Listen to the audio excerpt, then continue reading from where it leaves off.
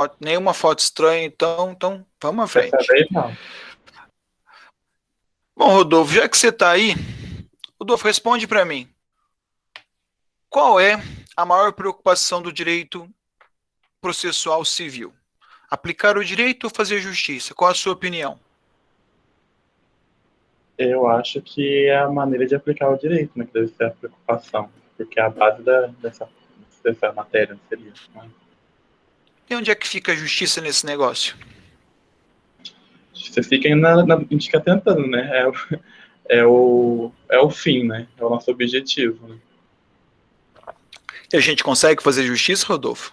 Nem sempre. Nem sempre. Mas não seria obrigação do direito conseguir isso? Sim, Pois é, pessoal. Entendam o seguinte: a justiça, ela é uma ideia, ela é um ideal, ela é a busca, né? Ela está no mundo do dever ser. Que bom seria se a gente conseguisse fazer justiça. O problema todo é que justiça seria um conceito bastante fluido, é bem complicado e nos dias de hoje se torna mais complicado ainda discutirmos isso, né? Sem polemizar, apenas para raciocínio. Existe hoje essa polêmica, essa discussão que nunca sai de pauta nela, às vezes com mais força, outras com menos força, mas está sempre ali a questão do aborto, né?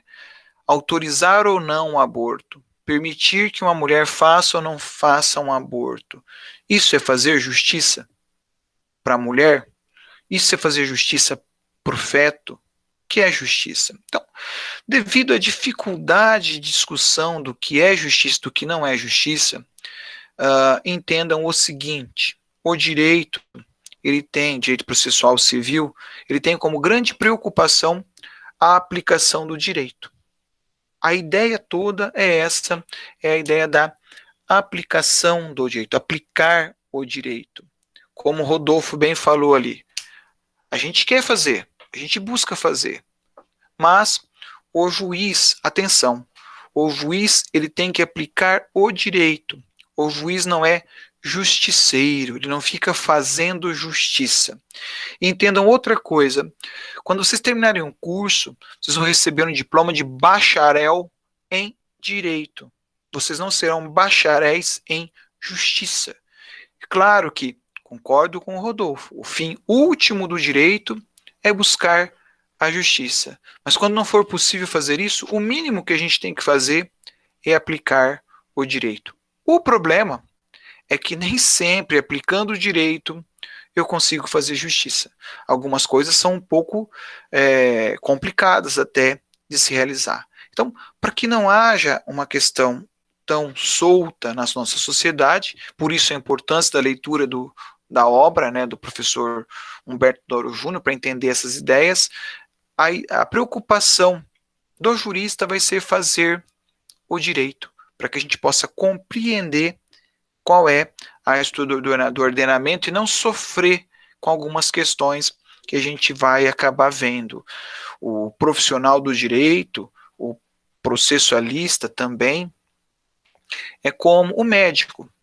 A pessoa vem, nos traz um problema, nos traz uma doença, e a gente vai indicar diversos tratamentos, diversos medicamentos para tentar resolver.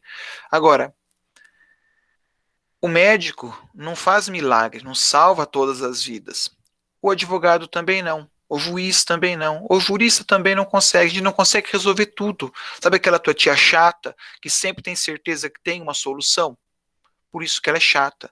Nem tudo vai ter solução dentro do direito. Chegam situações jurídicas que você vai falar: olha, entendo isso, mas não há o que fazer. Nós não temos nesse momento um mecanismo que possa resolver dentro do direito, né? Isso me lembra um episódio até familiar. Minha filha estava muito chateada sábado porque um vizinho resolveu fazer uma reforma. Fala, pai, mas isso não está certo. Eu falo, concordo com você. Se nós estivéssemos na Suíça, estaria tudo resolvido. Porque na Suíça, né, salvo engano, é na Suíça, sim, a maioria dos apartamentos, eles têm são lava-roupa, como é que é? Máquina de lavar roupa, elas são comunitárias, ficam no subsolo do prédio. Não é para agilizar a vida de todo mundo, é para não fazer barulho nos apartamentos, porque lá se valoriza muito isso. Então, naquele país, o silêncio ele é valorizado. No Brasil, nem tanto. Você vê os escapamentos que passam aí pelas ruas, escapamento de moto, que passa enlouquecendo as pessoas. Então, até onde vai o direito de um, até onde vai o direito do outro. Então, resumindo tudo isso, nesse cenário, a maior preocupação do direito processual civil, infelizmente, não é fazer justiça, mas sim aplicar o direito, ok? Antes de explicar outra coisinha ali, deixa eu conversar com mais alguém aqui. Tamires, você tá aí, Tamires? Tamires? Bom dia. Bom dia, querida. Liga sua câmera para eu te conhecer, Tamires. Meu Deus. Penteou o cabelo também não, né? Eu não penteei meu cabelo de cedo, confesso para vocês. Tem que se arrumar, né? Tamires, vamos lá. Bom dia. Tamires, conta para mim. O que você acha disso aí, ó? O direito processual civil, ele é ramo do direito público ou do direito privado? Público? Você sabe o que é ramo, direito público, direito privado, Tamires? A gente estudou um pouco vagamente. Vagamente? Então, vou te ajudar, ó. Direito público é aquele que rege as relações entre o público e o privado, digamos assim. No direito público, eu posso fazer, ou melhor, no direito público eu só posso fazer aquilo que a lei permite. No direito privado, eu posso fazer tudo aquilo que a lei não proíbe. Percebeu a diferença? Ó? No direito público, eu só posso fazer o que a lei manda. No direito privado, eu posso fazer qualquer coisa que a lei não proíba. Ok? Então, essa é a relação que nós temos aí nos ramos do direito. O direito público rege as relações entre os entes públicos, entre si, e entre os entes públicos e as pessoas físicas. O direito privado é basicamente entre as pessoas físicas. Posto isso, Tamires, me ajuda aí. Direito processual civil, ele pertence ao ramo público ou ao privado? Nossa. Você tem 50% de chance de acertar, um percentual bom, hein? Nossa, parece um pouquinho dos dois, mas eu acho que é público. Pois é. Exatamente isso. Ele parece um pouquinho dos dois, mas ele é do direito público. Por que ele parece um pouquinho dos dois? Né? Porque o que a gente acaba vendo é o Joãozinho brigando com a Mariazinha pelo divórcio. Parece que a briga é só entre eles. A gente vê o José querendo despejar o Antônio. Parece que a briga é só entre eles. Mas não é verdade. Né? Vamos pegar lá um divórcio, um casal que está se divorciando. De quem é o problema, Tamires? Só deles? Não, né? Por que não? Ai, professor. Vou lhe ajudar. Tem os filhos. Pode falar. É isso mesmo. Eu ia falar, tem toda os filhos, a situação, né, que precisa ser resolvida, né? Tem os filhos, tem o sogro e a sogra, né? Tem a sogra, aquela pessoa que vocês adoram, com certeza, né? E não é só isso, por exemplo, bom, vocês não sabem onde eu moro, mas aonde eu moro, um dos meus vizinhos inferniza a esposa. Então, quando ele briga com a esposa, ele incomoda o condomínio inteiro. Então, esses atritos, pessoal, eles não ficam restritos à vida particular das pessoas. Eles acabam explodindo, eles acabam transbordando, melhor dizendo, para todo mundo. Então, quando há um conflito de direito processual civil, principalmente, ele é um conflito público. Ele não é um conflito privado. É claro que, prestem bastante atenção a isso, o processo civil vai resolver a questão pontual, vai resolver a vidinha das pessoas que estão ali. Porém, todas as regras que disciplinam o direito processual civil são regras consideradas de direito público, ok? Bom, se quiser até anotar isso, são normas cogentes, são normas que obrigam as pessoas a respeitarem. Perfeito? Então, avançando mais um pouquinho, direito processual civil é um ramo de direito público. Ele pertence ao direito público, embora, como a Tamires me falou ali, mas parece ter um pouquinho de cada coisa. Ele parece que tem um pouquinho, porque ele resolve o problema do particular. Perfeito. mas a disciplina que engloba ele é uma disciplina regida pelo direito público. Ok? Belezinha? Mais umas. Obrigado, Tamires. Uma outra observação aqui, né? Essa daqui. Essa aqui eu gosto. Se for apresentado ao juiz um processo em que não haja uma lei para basear seu julgamento, o mesmo, né, o juiz pode deixar de julgar o caso. Então, vamos escolher uma outra vítima aqui na lista dos nomes, né? Porque o aluno sempre se acha vítima quando a gente pergunta alguma coisa para ele. José Guilherme Molina, tá aí? José Guilherme? Não tá? Me abandonou? João Pedro Leal, tá? João Pedro, fala comigo, João. Ai, que povo danado. Júlio César, tá aí? Cadê você, Júlio César?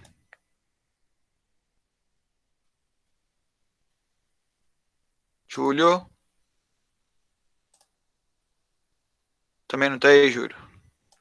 Bom, enquanto eles aparecem aí, se for apresentado um caso a um juiz, Rodolfo, você tá aí? Fala para mim, Rodolfo, então. O juiz pode deixar de julgar um processo ou não, Rodolfo? Não. Ele vai usar outros meios para julgar. Que meios? Se eu não tem a base de... Ai, meu Deus. Tem questão de jurisprudência, tem questão de costume. Costumes nem tanto, mas tem a base de costumes também. Tem acho que mais um ou dois, só que eu não estou me lembrando. Mas eu sei que ele não pode deixar só por causa de que não tem uma base legal. Ele pode ter que usar outros meios, né? O que ele conseguir utilizar. Legal, legal. José Guilherme, Júlio, vi que vocês estão aí, valeu, obrigado, ok? Coloca então para mim verdadeiro ou falso vocês dois aí, já que não estão conseguindo ligar o áudio e o vídeo. Rodolfo, você caminhou bem, tá? O juiz ele é obrigado a julgar, ele é obrigado a julgar, pessoal. O juiz tem que julgar, ok? Se não há uma lei, não vai julgar? Vai. Ele vai se louvar de outros mecanismos, e o principal deles é são os chamados princípios. Então, o juiz ele é obrigado a julgar, ele não pode deixar de julgar. Então, é falso, porque ele tem que resolver, ele tem que decidir os processos, certo?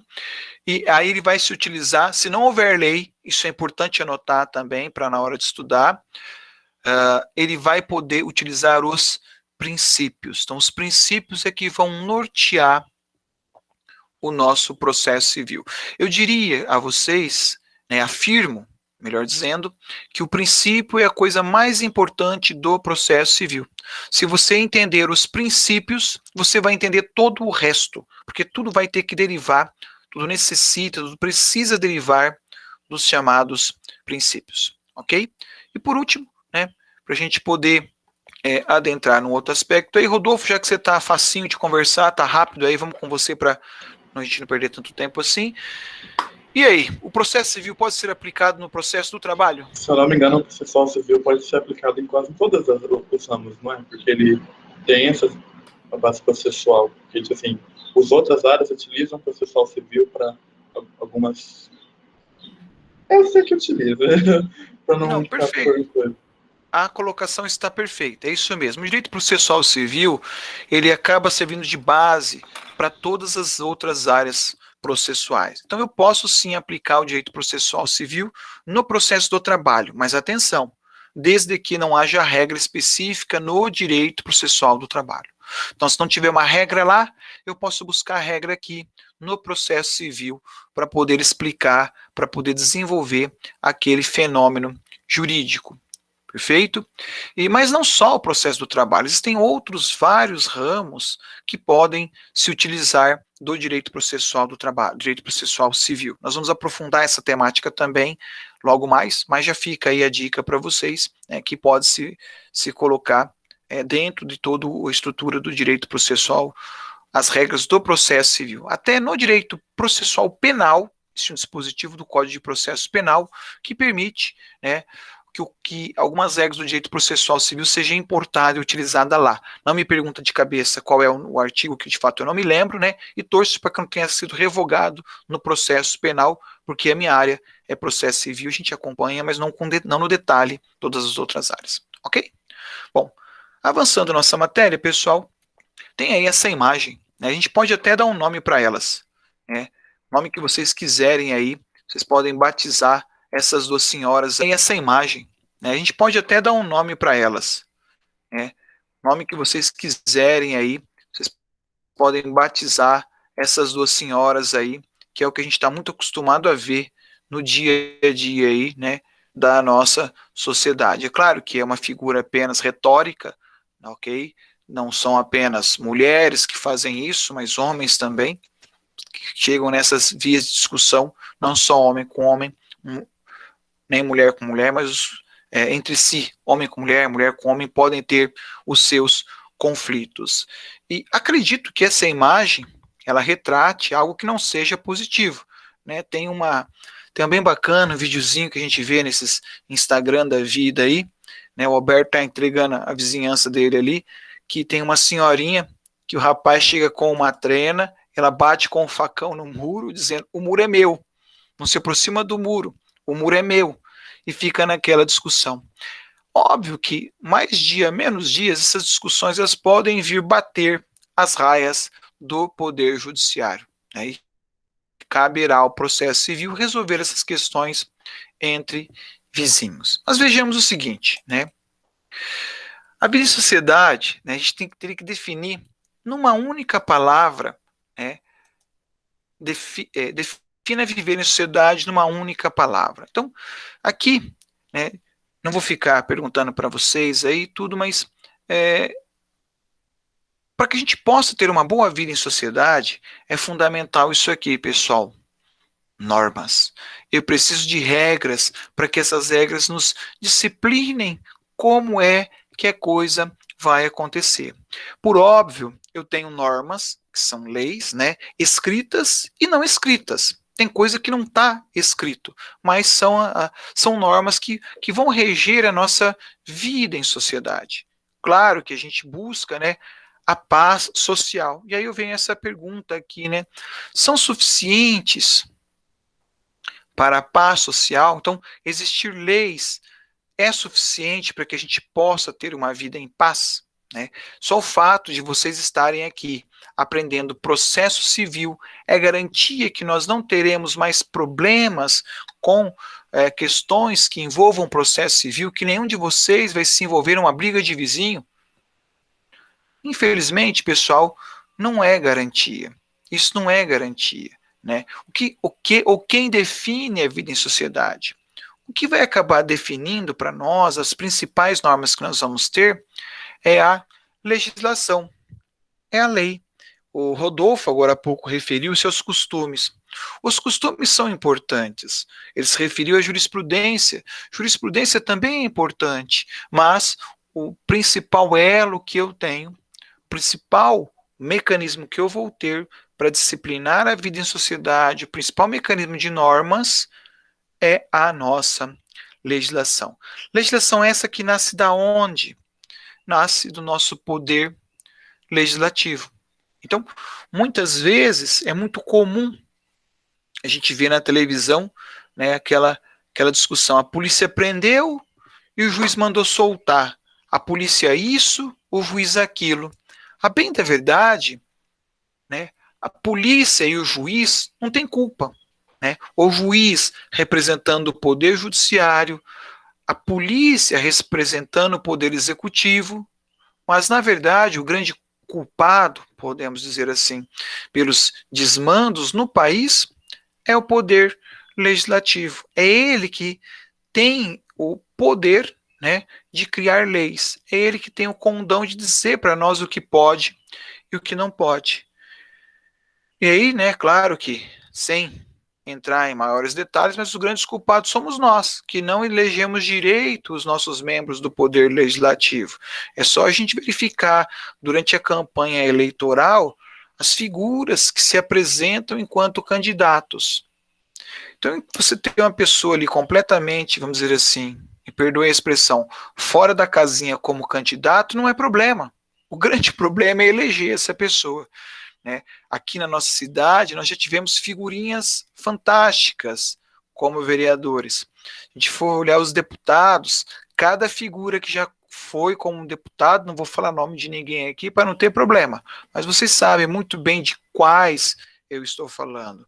Eles são culpados? Não, culpado fomos nós que elegemos ele, que colocamos ele no poder. Mas só o legislativo edita leis? Não. O Poder Executivo também edita leis. Ele tem lá as medidas provisórias, tem lá os decretos-leis. É óbvio que é a minoria e depois termina sendo convalidado pelo Poder Legislativo. Mas o Poder Executivo também tem poder de decretar normas. Não temos agora, algo que a gente está bem do nosso cotidiano, os prefeitos ditando decretos, estabelecendo normas, regras, para que a gente possa ter a nossa vida em sociedade.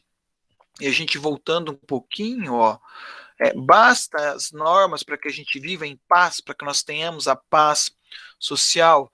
Acho que ontem ou anteontem uma pessoa atrapalhou um voo só porque ela se recusou a usar a máscara. Ela não queria colocar a máscara, ela não queria cumprir a norma, isso atrasa o voo, né, atrapalha, enfim, traz um caos, porque uma pessoa individual resolveu atacar toda a coletividade. Mas esse é um exemplo, nós temos muitos outros. O judiciário também tem o condão de editar normas? Também. O judiciário também edita normas. É claro que não tem a mesma abrangência que o poder legislativo, não tem a mesma abrangência que o poder executivo, mas o judiciário dita normas internas. Se vocês forem aos fóruns, ou quem vai aos fóruns, você sempre vai ver lá portarias. Então os juízes baixam portarias, os tribunais baixam portarias para disciplinar as regras.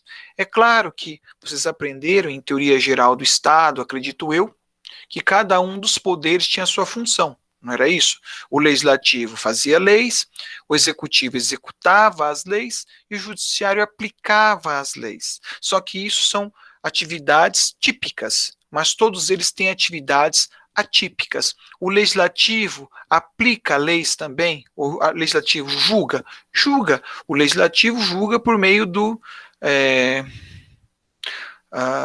das CPIs, Comissão Parlamentar de Inquéritos, ou CPMI, Comissão Parlamentar Mista de Inquérito, quando junta mais de uma das casas legislativas. Então, o legislativo também julga, né? O legislativo também executa as leis, executa o orçamento. O Poder Executivo julga. O Poder Executivo também institui lá os processos disciplinares contra os funcionários que não estão atuando de forma correta. Perfeito? Então, voltando à ideia original, a gente precisa de normas. Quais são as principais normas? São as legislações, que nascem principalmente do Poder Legislativo, mas eu também vou ter outras normas, né? A gente fala de legislação enquanto palavra ampla. Perfeito? Bom, voltando mais um pouquinho. A gente tinha essa imagem no começo ali, era o antes e o depois. Então, normalmente depois da briga ali do lado, a pessoa acaba partindo para a agressão. Isso me faz lembrar, né, da Mafalda, citando outro famoso ali, já dizia Jean-Paul Sartre, o inferno são os outros. Então, Sartre foi o filósofo do existencialismo, salvo engano, e ele dizia, o inferno é o outro. E é verdade, a vida em sociedade, você sempre vai ter essa dificuldade no outro, até porque o meu direito vai até onde termina o do meu coleguinha, ok? Rodolfo, você está aí ainda? Sim. Então, Rodolfo, me diga uma coisa, eu vi que você é um menino esperto, vai ser fácil para você essa, então me responde aí.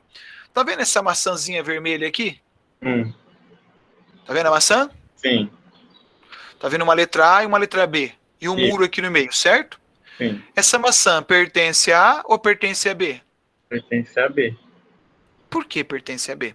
Porque mesmo a árvore sendo da letra A, todo fruto que tiver se eu não me engano, o fruto que se algum fruto, ou algo assim, que está na propriedade sua, ela é sua. Ela é minha. Ô, Tamires, você tá aí ainda, Tamires? Tamires. Sim. Tamires, se a fruta fosse sua, você ia aceitar com toda essa passividade que o Rodolfo tá dizendo aí? Fala pra mim. Abre seu coração. Não, Não ia, né? não. Por que não? Esse egoísmo, uma maçãzinha só, o que que tem de mais? A gente tem que resolver, né, com esse muro aí, minha árvore impedindo a parte dele, né? Mas também não é assim, não. Pessoal, vejam como a coisa não é fácil. A maçã está do lado do muro B, mas a árvore está do lado A. E não raras vezes a vizinhança briga por essas questões aí. Mas o que o Rodolfo falou estava correto. O fruto pertence a B. Por quê? Está para cá do muro, está do lado dele. O que a Tamires falou também não está errado. A árvore é minha, fui eu que plantei. Existe ali toda essa questão que realmente as pessoas têm essa propensão a cuidar daquilo que é seu, a cuidar daquilo que está no seu dia a dia. Porém, juridicamente falando, o Rodolfo pode ir lá com toda tranquilidade do mundo apanhar aquele fruto, comer e se deliciar. Não só isso, mas também tem aqui, deixa eu pegar uma caneta para mostrar para vocês. Nós também temos aqui, ó, a questão dos galhos que estão passando o muro. Tá? Ele também pode, atenção aí, Rodolfo, se você quiser, ó, pega o seu vizinho, né? Quem estava falando mal do vizinho aqui agora há pouco aqui, acho que era o Alberto, né? Falou mal do vizinho dele, você pode pegar um facão e cortar a árvore do vizinho, porque o Código Civil autoriza que você possa, passou o muro, você pode cortar os galhos, você pode colher os frutos, ok? Isso tem um nome, chama-se autotutela, ok? Autotutela. Então, anota isso, quando a pessoa protege o seu interesse sozinho, ele tem lá a tal da autotutela, ok? Bom, pessoal, acho que para o início de conversa, considerando que vocês não têm muita leitura sobre processo civil, a gente vai parar por aqui, ok? Eu vou pedir para que a nossa colega, esqueci o nome dela, Ana, né? A Ana que vai me mandar o e-mail, não sei nem se já não mandou de repente no meu WhatsApp, vai mandar o e-mail para poder, já mandou aqui. E aí eu vou mandar para vocês a aula para vocês poderem ler alguma coisa, e aí na nossa quarta-feira a gente retoma a partir daqui as nossas tratativas, ok? Alguma pergunta, pessoal, alguma coisa que vocês queiram saber sobre a matéria, que eu possa responder, a palavra está aberta para vocês aí.